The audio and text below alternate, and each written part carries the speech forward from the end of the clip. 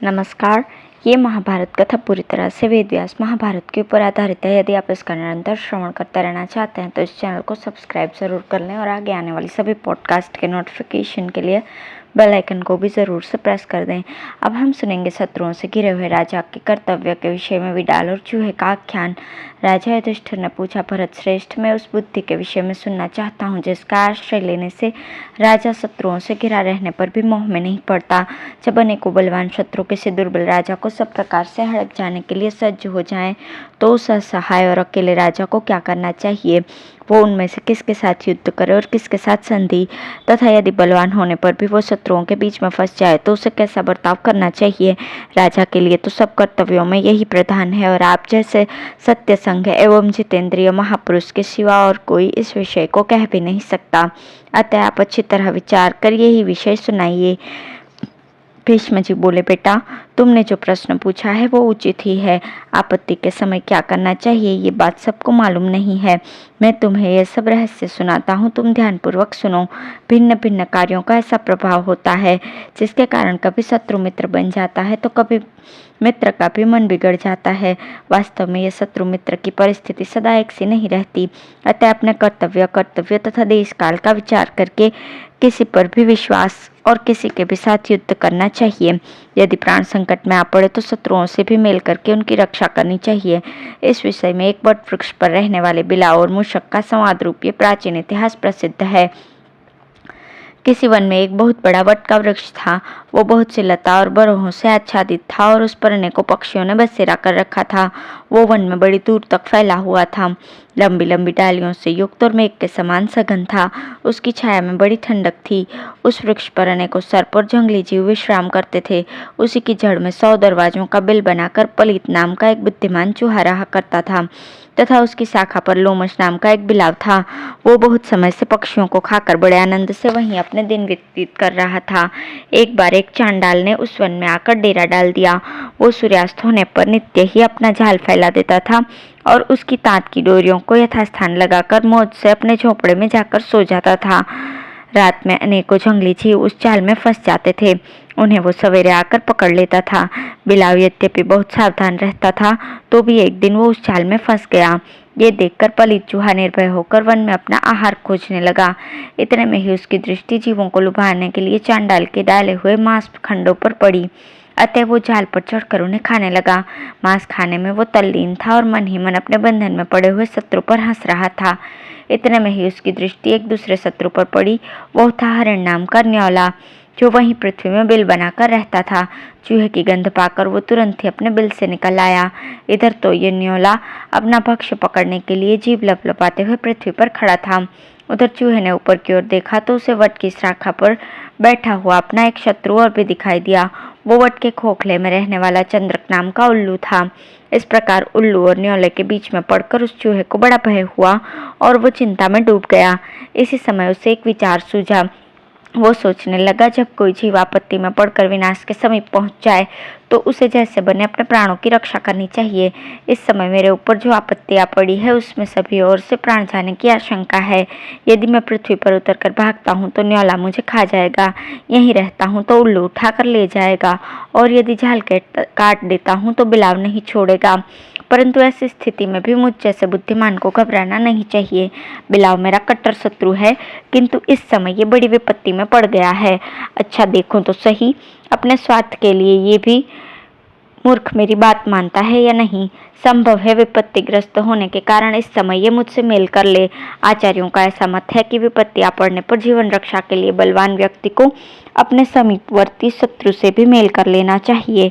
बुद्धिमान शत्रु भी अच्छा होता है और मूर्ख मित्र भी किसी काम का नहीं होता। अब मेरे जीवन की रक्षा तो मेरे शत्रु बिलाव के ही द्वारा हो सकती है, अतः मैं इसे इसके जीवन की रक्षा के लिए सम्मति दे देता हूँ। तब उस परिणामदर्शी चूहे ने बिलाव को समझाते हुए इस प्रकार कहा, भ्राता बिलाव, अभी जीवित होना, मैं इस समय तुमसे एक मित्र की तरह बोल रहा हूँ और चाहता हूँ कि तुम्हारे जीवन की रक्षा हो जाए, क्योंकि इसमें हम दोनों का ही हित है। भैया, डरो मत, तुम आनंद से जीवित रह सकते हो। यदि तुम मुझे मारना न चाहो तो मैं तुम्हारा उद्धार कर सकता हूँ। मैंने मन में खूब विचार करके अपने और तुम्हारे लिए एक उपाय सोचा है। इससे हम दोनों का एक सा हित हो सकता है। देखो, ये न्योला और उल्लू मेरी घात में बैठे हुए हैं। अभी इन्होंने मुझ पर आक्रमण नहीं किया है, इसी से अब तक मैं बचा हुआ हूँ। चपल नयन उल्लू डाल पर बैठा हुआ हू हू कर रहा है और मेरी ओर ही ताक लगाए हुए है। इस पापी से मुझे बड़ा डर लगता है। सत्पुरुषों में तो सात पग साथ रहने से ही मित्रता हो जाती है। तुम भी बड़े बुद्धिमान हो, इसलिए मेरे मित्र हो। अब मुझे तुमसे कोई भय नहीं है और मैं इतने दिन साथ रहने का अपना धर्म निभाऊंगा। तुम मेरी सहायता के बिना स्वयं तो इस चाल को काट नहीं सकोगे। हाँ, यदि तुम मुझे न मारो तो मैं तुम्हारा बंधन काट सकता हूँ।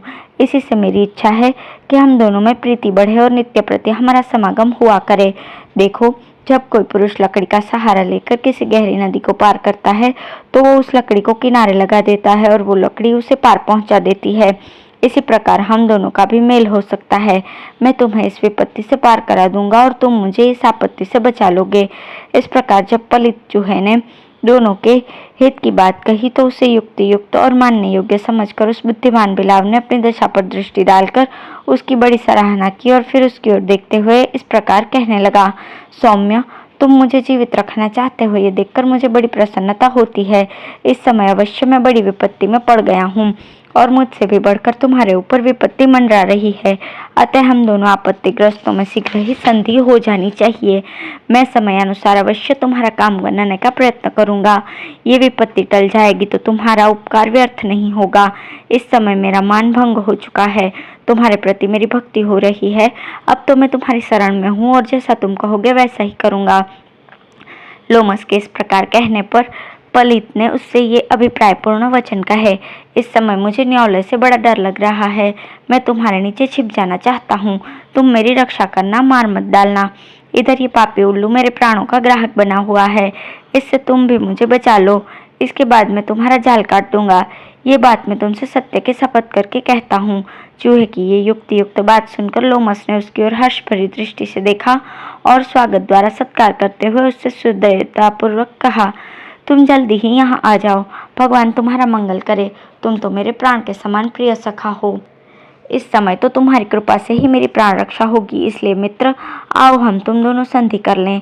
भ्राता, इस संकट से छूट जाने पर मैं अपने मित्र और बंधु बांधवों के सहित तुम्हारे सभी प्रिय और हितकारी काम कर सकता हूँ। चूहा बोला, सौम्य, इस आपत्ति से बच जाने पर मैं भी तुम्हारे प्रति संपादन करूंगा। अब तुम मेरा प्रिय करोगे तो भी मैं अवश्य तुम्हारा हित ही करूंगा। यद्यपि उपकार का बहुत कुछ बदला लेने पर भी पहली बार उपकार करने वाले को सत्कर्म की बराबरी नहीं कर सकता, क्योंकि पीछे वाला तो उपकृत होने पर ही उपकार करता है, किंतु पहले उपकार करने वाला किसी कारण से वैसा नहीं करता। भीष्म जी कहते हैं, युधिष्ठिर, इस प्रकार बिलाव को उसका स्वार्थ अच्छी तरह समझा बुझाकर चूहा आनंद से उसकी गोद में जा बैठा। बिलाव ने भी उसे ऐसा निशंक करने दिया कि वो माता पिता की गोद के समान उसकी छाती से लगकर सो गया। जब न्योले और उल्लू से उस बिलाव की गोद में छिपा देखा तो वे निराश हो गए और उनकी ऐसी गहरी प्रीति देखकर उन्हें बड़ा विस्मय हुआ। अंत में निराश होकर वे अपने अपने स्थान को चले गए। चूहा देश काल की गति को अच्छी तरह से जानता था, इसलिए वो बिलाव के शरीर पर चढ़कर जान डाल के आने की प्रतीक्षा करते हुए धीरे धीरे जाल को काटने लगा। बिलाव बंधन के खेत से ऊब उठा था। उसने देखा कि चूहा जाल को काटने में फुर्ती नहीं कर रहा है, इसलिए उसे जल्दी करने के लिए उकसाते हुए कहा, सौम्य, तुम जल्दी क्यों नहीं करते? देखो, चांडाल आता होगा, उसके आने से पहले मेरे बंधनों को काट दो। उस पर पलित ने उससे कहा, भैया चुप रहो, घबराओ मत। मैं समय को खूब समझता हूँ। ठीक अवसर आने पर कभी नहीं चूकूंगा। जो काम असमय में किया जाता है उससे करने वाले का हित नहीं होता, किंतु यदि उसे ठीक समय पर किया जाए तो उससे बड़ा लाभ हो सकता है। यदि मैंने समय से पहले ही तुम्हें छुड़ा लिया तो मुझे तुम ही से भय हो सकता है, इसलिए तुम समय की प्रतीक्षा करो। ऐसी जल्दी क्यों करते हो? जिस समय मैं देखूंगा कि चांडाल हथियार लिए हुए इधर आ रहा है, उस समय तुम्हें सामान्य सा भय होता देखकर ही मैं तुम्हारे बंधन काट दूंगा। उस समय छूटते ही तुम्हें भयवश वृक्ष पर चढ़ना ही सूझेगा और मैं अपने बिल में घुस जाऊंगा। चूहे की ये बात सुनकर बिलाव ने कहा, अच्छे आदमी मित्र के कामों को प्रेम पूर्वक क्या करते हैं, तुम्हारी तरह नहीं। देखो, मैंने तो तुम्हें आपत्ति में देखकर तुरंत ही बचा लिया था। इसी प्रकार तुम्हें भी फुर्ती के साथ मेरा हित करना चाहिए। तुम ऐसा उपाय करो जिससे हम दोनों का ही हित हो। यदि अज्ञानवश पहले कभी मेरे द्वारा तुम्हारा कोई अहित हुआ हो तो उसे तुम मन में मत लाना। मैं तुमसे क्षमा मांगता हूँ। तुम मेरे प्रति अपना मनोमालिन्य दूर करो। चूहा बड़ा बुद्धिमान और नीतिज्ञ था। उसने बिलाव से कहा, जिस मित्र से भय की संभावना हो उसका काम इस प्रकार करना चाहिए जैसे बाजीगर सर्प के मुंह से हाथ बचाकर ही उससे खेलता है। जो व्यक्ति बलवान के साथ संधि करके अपनी रक्षा का ध्यान नहीं रखता, उसका वो मेल अपथ्य भोजन के समान हितकर नहीं होता। ऐसे मित्र के काम को अधूरा ही रखना चाहिए। जब चांडाल आ जाएगा तो भय के कारण तुम्हें भागने की ही सूझेगी। उस समय तुम मुझे नहीं पकड़ सकोगे। मैंने बहुत से तंतु तो काट दिए हैं, अब केवल एक डोरी बाकी है, उसी समय काट दूंगा, तुम घबराओ मत। इसी प्रकार बातें करते करते वो रात बीत गई। लोमस के मन में बराबर भय बढ़ता रहा। सवेरा होते ही परिग नाम का चांडाल हाथ में शस्त्र लिया आता दिखाई पड़ा। वो साक्षात यमदूत के समान जान पड़ता था। उसे देखते ही बिलाव भय से व्याकुल हो गया। उसे भयभीत देखकर चूहे ने तुरंत ही जाल काट दिया। जाल से छूटते ही बिलाव उसी पेड़ पर चढ़ गया और चूहा भयंकर शत्रु के पंजे से छूटकर अपने बिल में घुस गया। चांडाल ने उलट पुलट कर जाल को सब ओर से देखा और फिर निराश होकर उसे उठाकर अपने घर चला गया। उस आपत्ति से छूटकर पेड़ की शाखा पर बैठे हुए लोमस ने बिल में छिपे हुए पलित से कहा, भैया तुम मुझसे कोई बातचीत किए बिना ही इस प्रकार सहसा बिल में क्यों घुस गए? मैं तो तुम्हारा बड़ा ही कृतज्ञ हूँ। तुमने मेरा बड़ा उपकार किया है। क्या तुम्हें मेरी ओर से कोई शंका है? तुमने विपत्ति के समय मेरा विश्वास किया और फिर मुझे जीवन दान दिया। तुम्हारी जैसी शक्ति थी उसके अनुसार तुमने मेरा पूरा सत्कार किया है। अब तो मैं तुम्हारा मित्र हो गया हूँ और तुम्हें मेरे साथ इस मित्रता का सुख भोगना चाहिए। मेरे जो भी मित्र और बंधु बांधव है वे सब तुम्हारी इस प्रकार सेवा करेंगे जैसे शिष्य लोग गुरु की करते हैं। मैं भी तुम्हारी और तुम्हारे मित्र एवं बंधु बांधवों का पूरा सत्कार करूंगा। भला ऐसा कौन कृतज्ञ होगा जो अपने जीवनदाता का सत्कार न करना चाहेगा? तुम मेरे शरीर के और मेरे घर के स्वामी हो। मेरी जो कुछ संपत्ति है उसके तुम ही व्यवस्थापक बनो। तुम बड़े बुद्धिमान हो। आज से मेरा मंत्रित्व स्वीकार करो और पिता के समान मुझे सदुपदेश दो। मैं अपने जीवन की शपथ करके कहता हूँ, अब तुम मुझसे किसी प्रकार का भय मत मानो। बुद्धि में तो तुम साक्षात शुक्राचार्य ही हो। अपने मंत्र बल से जीवन दान देकर तुमने मुझे अपने अधीन कर लिया है। बिलाव की ऐसी चिकनी चुपड़ी बातें सुनकर परम नीतिज्ञ चूहे ने कहा, भ्राता, जिसका जीवन रहते हुए पुरुष अपना स्वार्थ सत्ता देखता है और जिसके मर जाने से अपनी हानि मानता है, वही उसका मित्र बन सकता है। और ये मित्रता भी तभी तक निभती है जब तक अपने स्वार्थ से विरोध नहीं आता। मित्रता कोई स्थायी रहने वाली चीज तो है नहीं और शत्रुता भी सदा नहीं बनी रहती। स्वार्थ की अनुकूलता और प्रतिकूलता से ही मित्र और शत्रु बनते रहते हैं। कभी कभी समय के फेर से मित्र भी शत्रु बन जाता है और शत्रु से भी मित्रता हो जाती है। जो व्यक्ति मित्रों का सर्वदा विश्वास करता है और शत्रुओं से सदा सशंक बना रहता है, नीति शास्त्र पर दृष्टि रखकर किसी से प्रेम नहीं करता, उसका किसी समय सर्वथा मूलोच्छेद हो जाता है। पिता, माता, पुत्र, मामा, भांजे तथा और सभी सगे संबंधी स्वार्थ के लिए ही एक दूसरे से बंधे रहते हैं। अपना प्यारा पुत्र भी यदि पतित हो जाता है तो माँ बाप उसे त्याग देते हैं। संसार में सब लोग सर्वदा अपनी ही रक्षा करना चाहते हैं, इसलिए तुम स्वार्थ को ही सबका सार समझो। सब जीव स्वार्थ के ही साथी हैं। संसार में मुझे तो किसी का भी प्रेम अकारण नहीं जान पड़ता। यद्यपि कभी कभी क्रोधवश भाइयों में और पति पत्नियों में भी फूट पड़ जाती है, तथापि स्वभावतः उनमें प्रेम रहता ही है। दूसरे लोगों से इस प्रकार की प्रीति नहीं हो सकती। दूसरों से तो कुछ मिलने से अथवा मीठी मीठी बातें सुनने से ही प्रेम होता है। हमारी प्रीति भी एक विशेष कारण से हुई थी। अब जब वो कारण नष्ट हो गया तो प्रीति भी नहीं रही। बताओ, अब किस कारण को लेकर मैं यह समझूं कि तुम मुझसे प्रेम करते हो? मित्रता और शत्रुता के भाव तो बादलों के समान क्षण क्षण में बदलते रहते हैं। आज ही तुम मेरे शत्रु हो सकते हो और आज ही मित्र बन सकते हो। पहले भी हमारी प्रीति तभी तक थी जब तक उसका कारण बना हुआ था। वो काम पूर्ण होने पर अब हम फिर आपस में शत्रु हो गए हैं। तुम्हारा काम पूरा हो चुका है और मेरी विपत्ति भी टल गई। अब तो मुझे खा जाने के सिवा तुम्हारा मुझसे और कोई प्रयोजन सिद्ध नहीं हो सकता। मैं तुम्हारा भक्ष्य हूँ और तुम मुझे खाने वाले हो। मैं दुर्बल हूँ और तुम बलवान हो। हमारी शक्ति समान नहीं है, इसलिए अब अलग हो जाने पर हमारी संधि नहीं हो सकती। मैं अच्छी तरह से समझता हूँ तुम्हें भूख लगी हुई है और ये तुम्हारा भोजन करने का समय है, इसलिए मुझे फुसलाकर तुम अपना भक्ष्य पाना चाहते हो। इसी से अपने स्त्री पुत्रों के बीच में बैठकर तुम मुझसे मेल करने चले हो। परंतु मित्र, तुम मेरी जो सेवा करना चाहते हो उसे कराने में मुझे योग्यता नहीं है। जब तुम्हारे प्रिय पुत्र और स्त्री मुझे तुम्हारे पास बैठा देखेंगे तो वो मुझे चट करने में क्यों चूकेंगे, इसलिए मैं तुम्हारे साथ नहीं रह सकता। हमारे समागम का जो कारण था वो तो बीत चुका। जो अपना शत्रु हो, दुष्ट हो, कष्ट में पड़ा हुआ हो, भूखा हो और भोजन की तलाश में हो, उसके पास थोड़ी सी भी बुद्धि रखने वाला व्यक्ति कैसे जा सकता है। इसलिए भैया, तुम्हारा कल्याण हो। लो, मैं तो जाता हूँ।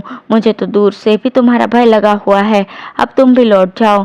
यदि तुम्हें मेरे किए हुए उपकार का ध्यान है तो सर्वदा सख्य भाव बनाए रखना। कभी अवसर पाकर मुझे दबोच मत बैठना। यदि वास्तव में स्वार्थ पर तुम्हारी दृष्टि नहीं है तो बताओ, मैं तुम्हारा क्या काम करूं। मैं तुम्हें सब कुछ दे सकता हूं, परंतु अपने आप को नहीं दे सकता।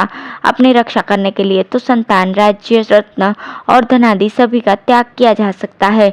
अधिक तो क्या, सारा सर्वस्व लुटाकर भी जीव को अपनी रक्षा करनी चाहिए, क्योंकि हमने सुना है जीवित रहने वाले को ये फिर भी मिल जाते हैं।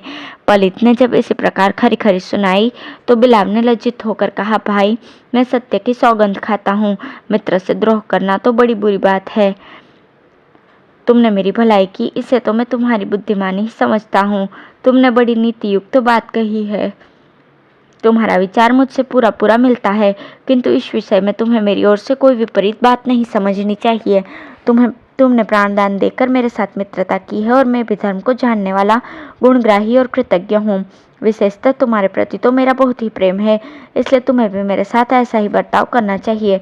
तुम्हारे कहने से तो मैं अपने बंधु बांधवों सहित प्राण भी त्याग सकता हूँ। हम जैसे मनुष्यों में तो सभी बुद्धिमानों का विश्वास हो जाता है, अतः तुम्हें मेरे ऊपर कोई शंका नहीं करनी चाहिए। इस प्रकार बिलाव ने जब बहुत प्रशंसा की तो गंभीर स्वभाव चूहे ने कहा, आप वास्तव में बड़े साधु हैं। आपके मुख से मैंने जो कुछ सुना है वो बहुत ठीक है, उससे मुझे प्रसन्नता भी है, परंतु मैं आप में विश्वास नहीं कर सकता। इस संबंध में शुक्राचार्य जी ने 2 बातें कही हैं, आप उन पर ध्यान दें। जब 2 शत्रुओं पर एक सी विपत्ति आ पड़े तो निर्बल को सबल शत्रु के साथ मेल करके बड़ी सावधानी और युक्ति से काम करना चाहिए, और जब काम हो चुके तो उसका विश्वास नहीं करना चाहिए। दूसरा, जो अविश्वास पात्र हो उस पर कभी विश्वास न करे, और जो विश्वसनीय हो उसमें अत्यंत विश्वास न करे, तथा अपने प्रति तो सर्वदा दूसरों का विश्वास पैदा करे, किंतु स्वयं दूसरों का विश्वास न करे। नीति शास्त्र का भी संक्षेप में यही सार है कि किसी का भी विश्वास न करना ही अच्छा है। अतः शत्रु के प्रति विश्वास न हो रखने में ही जीव का विशेष हित माना गया है।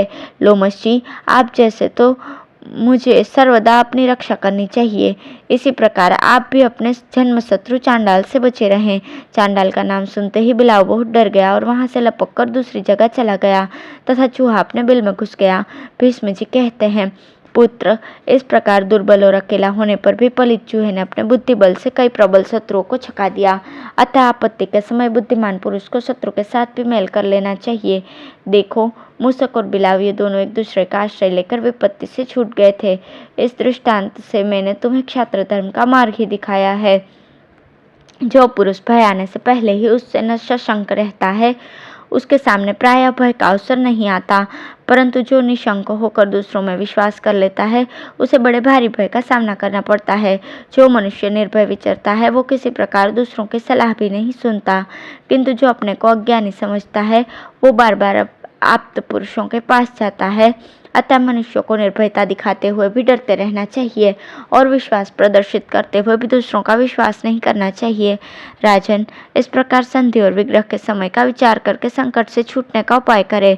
जब अपने और शत्रु के ऊपर समान रूप से आपत्ति आ पड़े तो बलवान शत्रु के साथ मेल कर ले, उसके साथ रहते हुए बड़ी युक्ति से काम ले, और काम पूरा हो जाने पर फिर उसका विश्वास न करे।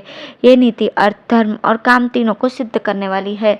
इसके अनुसार आचरण करके तुम अभ्युदय प्राप्त करो और अपनी प्रजा का पालन करो। ब्राह्मणों के साथ तुम सर्वदा संसर्ग रखना, उनका साथ इहलोक और परलोक दोनों ही जगह परम कल्याणकारी है। राजन, मैंने तुम्हें जो चूहे और बिलाव का दृष्टांत सुना है वो संधि और विग्रह दोनों ही के विषय में विशेष बुद्धि देने वाला है। राजा को सर्वदा इस पर ध्यान रखते हुए शत्रुओं के साथ व्यवहार करना चाहिए। धन्यवाद।